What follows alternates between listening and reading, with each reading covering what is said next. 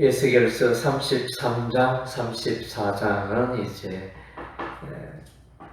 예루살렘의 멸망의 그 소문을 이제 중심으로 하고 있습니다. 그래서 이제 33장은 파수꾼의 예언에 관한 내용을 말씀해주고 있고, 34장은 이스라엘의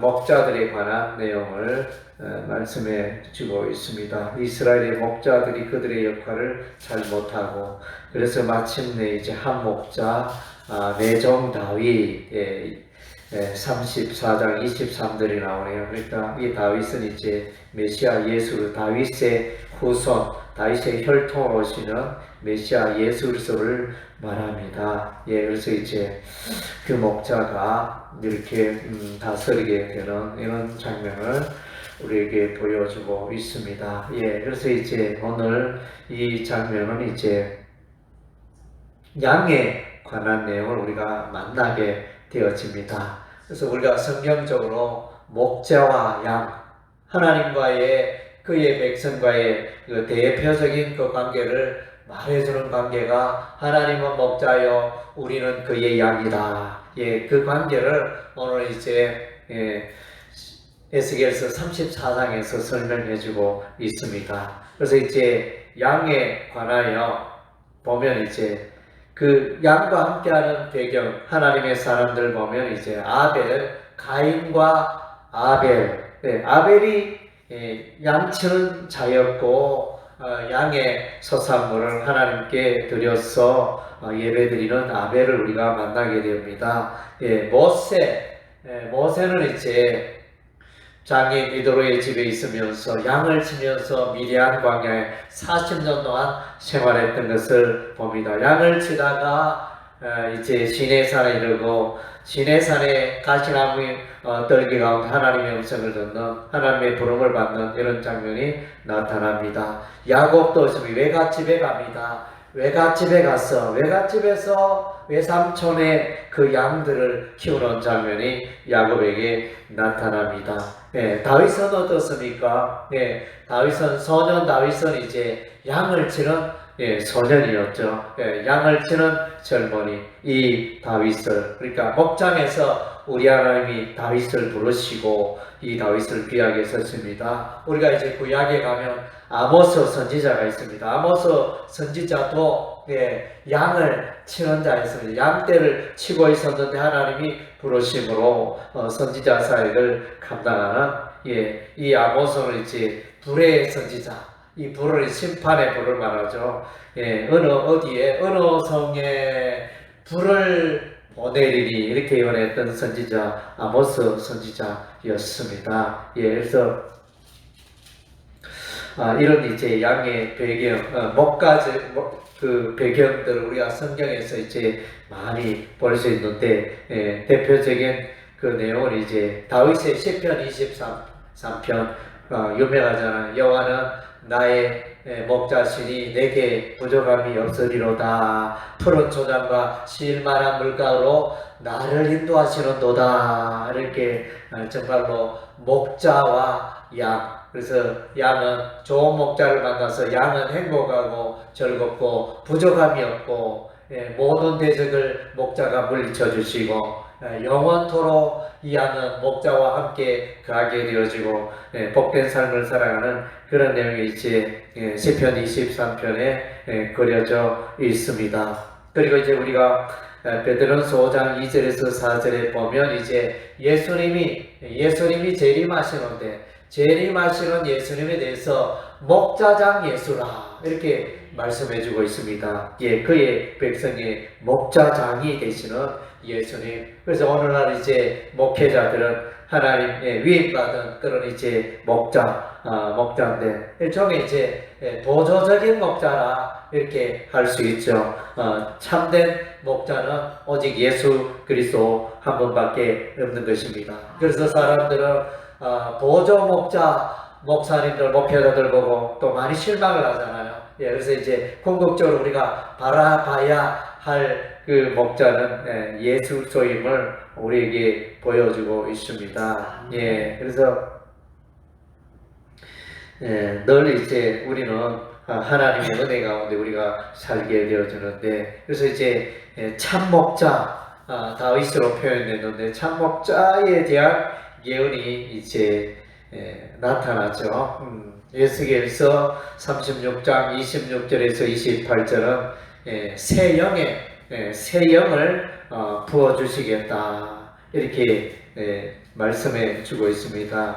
에스겔서 36장 26절에 또 새 영을 너희 속에 두고 새 마음을 너희에게 주되 너희 육신에서 굳은 마음을 제거하고 부드러운 마음을 줄 것이며 내 영을 너희 속에 두고 너희로 내 율례를 행하게 하리니 너희가 내 규례를 지켜 행할지라. 예, 이렇게.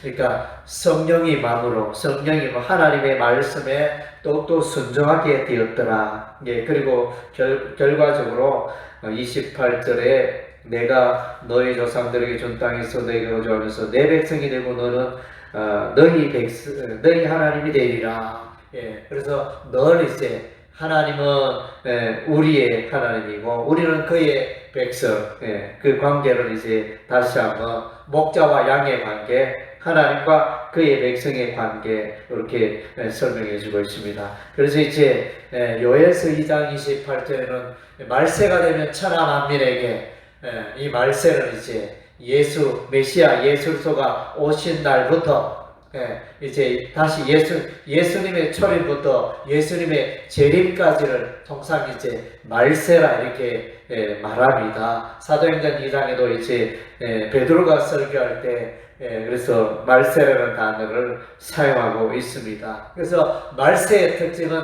성령의 강한 역사가 있다는 것입니다. 그래서 이제 여기에서 오늘 이 목자들이 이스라엘 목자들이 하면 왕과 제사장과 선지자 뭐 이런 이제 이스라엘 나라의 리더격이 되어지는 이런 자들이 이제 목자인데, 그러나 이제 이들이 역할을 잘 감당하지 못합니다. 양들을 잘 돌보지 못하고 양을 수탈하고 양의 그 젖과 양의 털과 양에서 오는 모든 것을 이제 챙기면서 양을 제대로 돌보지 못한 것을 이제 말씀해 주고 있습니다. 그래서 이제 양이 34장 4절에 너희가 연약한 자를 강하게 하지 않으며, 연약한 자, 그러니까 신앙적으로 연약한 양을 강하게 하고 병든 자를 고쳐주고 상한 자를 삼해주고 쫓기는 자를 이제 보호해주고 잃어버린 자를 찾는 이런 일들을 이제 목자들이 해야 하는 거죠. 목자들이 해야 할 일들이 이런 일들을 잘해야 되는데, 그래서 이제 책망을 받죠. 이 이스라엘 목자가 이런 일을 잘 못했습니다. 그런데 34장 16절에 보면 하나님께서 보내시는 그 하나님께서는 그의 양을 34장 16절에 그 잃어버린 자를 내가 찾으며 쫓기는 자를 내가 돌아오게 하며 상한 자를 삼해주며 병든 자를 강하게 하고 살찐 자와 강한 자를 내가 없애고 정의대로 그들을 먹으리라. 이렇게 말했네요. 그래서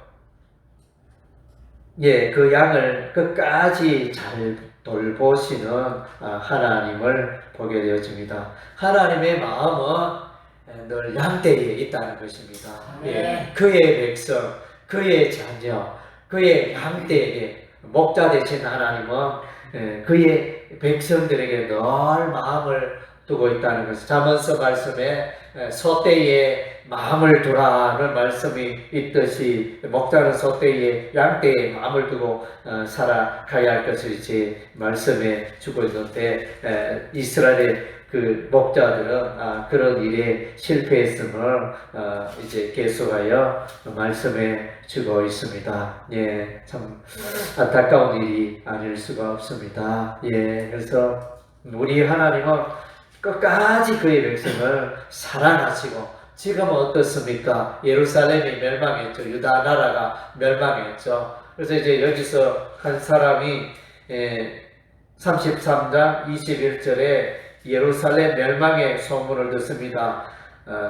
우리가 사로잡힌 지 12째 열째 달 다섯째 날 예루살렘에서부터 도망하여 온 자가 내게 나와 말하기를 그 성이 예루살렘 성이 함락되었다 하였느니라. 예루살렘의 멸망의 소식을 전하는데 이런 이제 실질적으로 예루살렘이 멸망한 이후에 한 5개월 정도 지났어 이 소문을 듣습니다. 예루살렘에서 바벨론까지는 이제 약 4, 5개월 걸리는 그런 긴 이제 여정이기 때문에 그래서 이제 통상 그렇게 보고 있습니다. 그래서 이런 멸망의 사건이 왜 왔느냐? 33절에 파수꾼이 나오죠.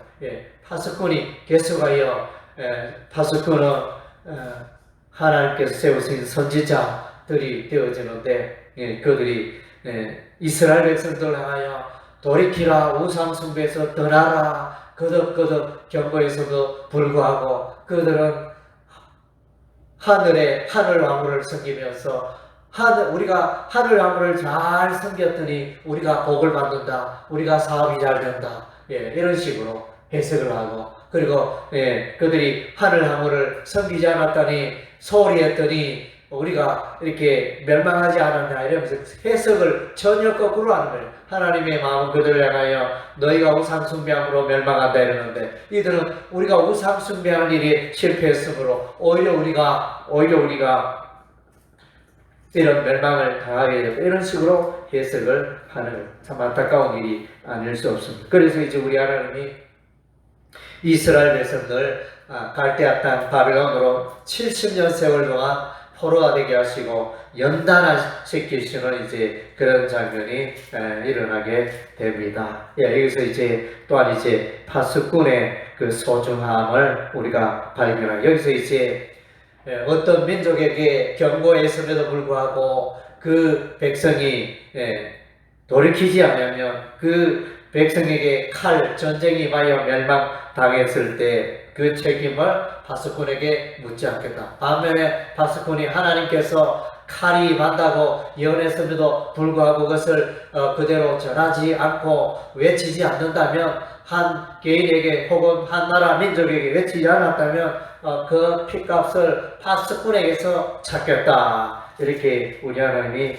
말씀하고 있습니다. 그래서 하나님께서 부르신 파수꾼, 세워주신 파수꾼은 너무너무 귀한 것입니다. 오늘날 파수꾼은 오늘날 이제 목회자가 되어지는 것입니다. 이 시대의 목회자가 깨우셔서 하나님의 마음을 이 시대의 흐름을 잘 읽고 사람들에게 전하는 그런 것이 필요한 것입니다. 그래서 이제 오늘날 외치는 메시지는 종말을 예언하고 하나님의 때가 가까웠다. 예수 재림을 우리가 잘 준비하자. 이런 이제 종말에 경고하는 그런 깨어있는 설교가 되어야겠습니다. 그래서 이런 이렇게 메시지를 전하지 않고 많은 목회자들은 어떻게 하면 행복하게 살 수 있고 어떻게 하면 우리가 이 땅 사는 날 동안에 또 복되게 살아갈 수 있을까 이런 쪽에 이제 초점을 맞추는 그런 경우가 많은데 정말로 우리가 코로나19 바이러스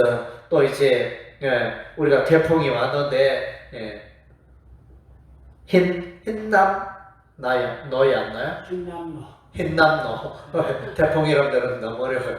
흰남노가 왔는데 얼마나 초대형이 오는지 지금까지 그래서 겪어보지 못한 이렇게 물론 피해는 그렇게 크진 않았지만 그 태풍의 크기가 어마어마하고 참 그래서 모두가 놀라고 태풍이 어떻게 저렇게 클 수가 있느냐 이러면서 했는데 이런 것들도 정말론적인 말세의 징조의 하나가 아닌가 그렇게 보여집니다. 그래서 이제 파수꾼은 선지자는 목회자는 이 시대의 흐름을 읽고 깨어 있어야 하는 것입니다. 그래서 이번 태풍에 참으로 안타까운 것은 포항도 오천읍에 어느 아파트 지하 주차장에 물이 차가지고 그 차를 빼러갔던 사람들이 7명이나 사망하는 이제 안타까운 소식을 듣게 됩니다. 물론 뭐 여러 가지 이유가 있겠지만,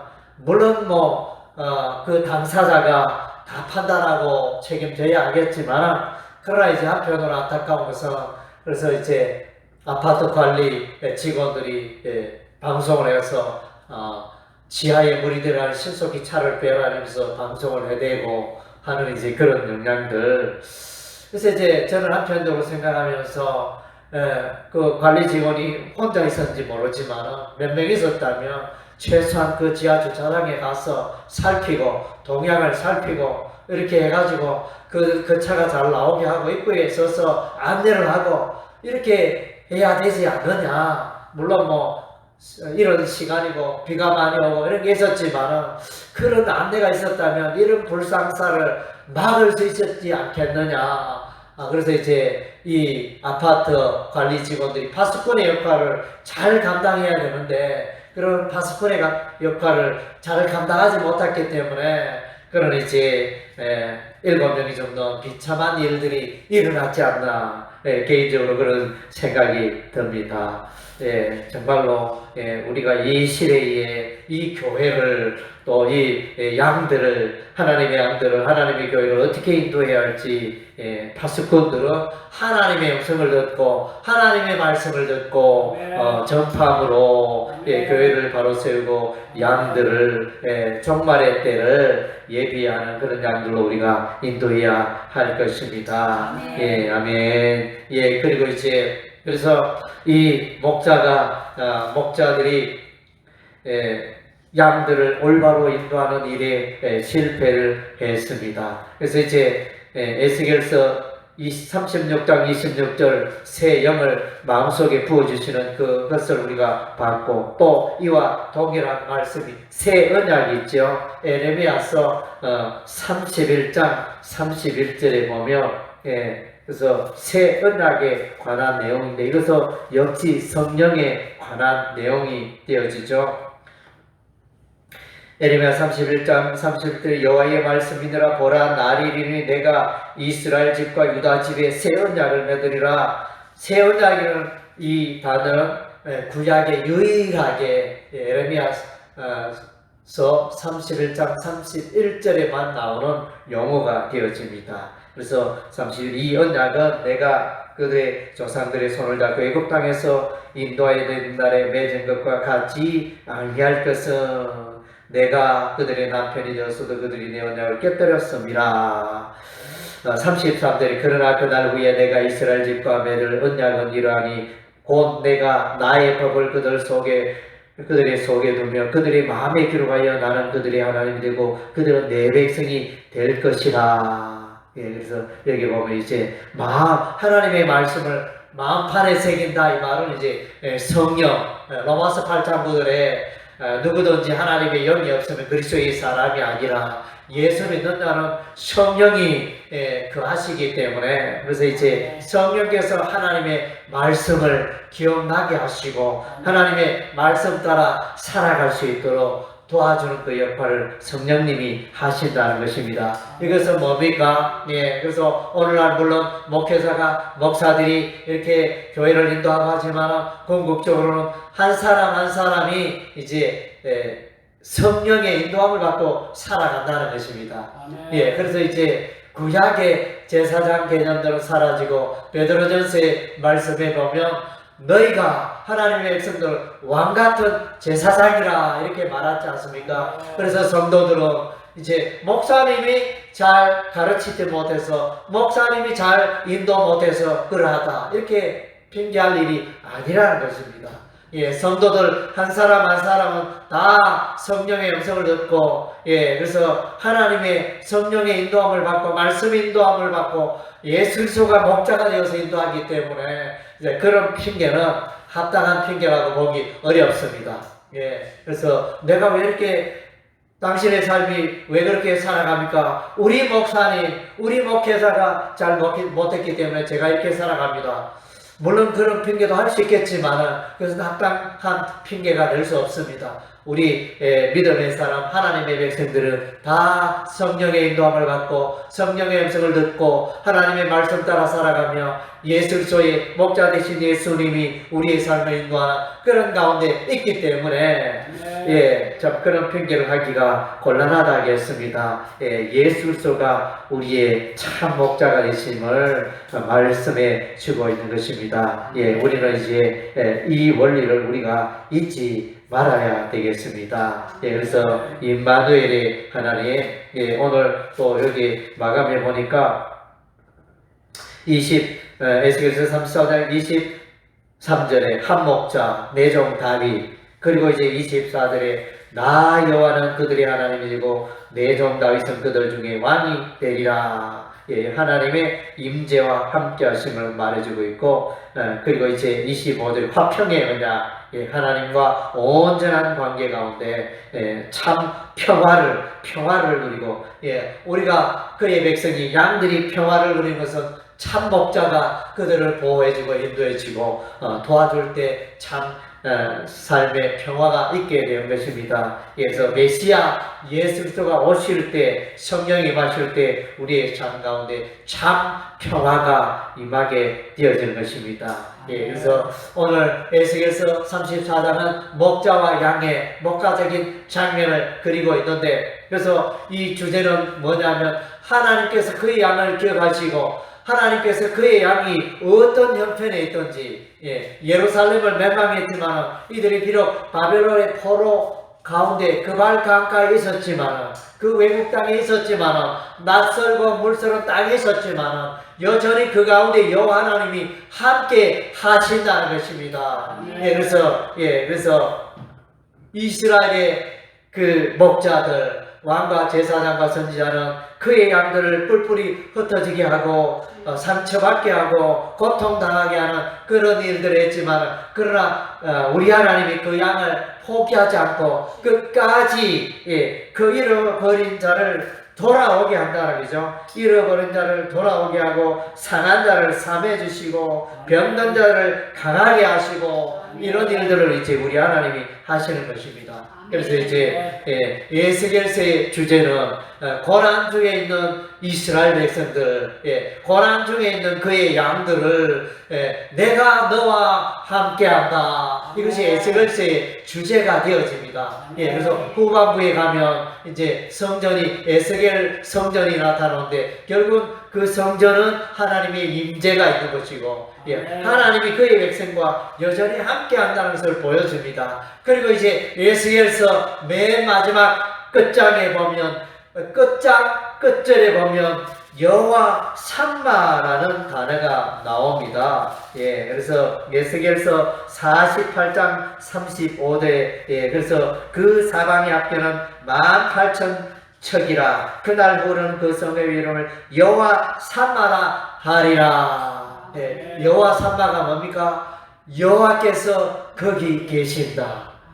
그래서 하나님의 백성들이 있는 그곳에, 하나님의 백성들이 거주하는 그 성읍에 하나님께서 여전히 함께 하신다. 그 약속을 이제 하고 있는 것이 에스겔서가 되어집니다. 뿐만 아니라 하나님은 그의 양들과 끝까지, 오늘날에도 그의 양들과 끝까지 함께 하시는 줄로 믿습니다. 할렐루야. 아멘.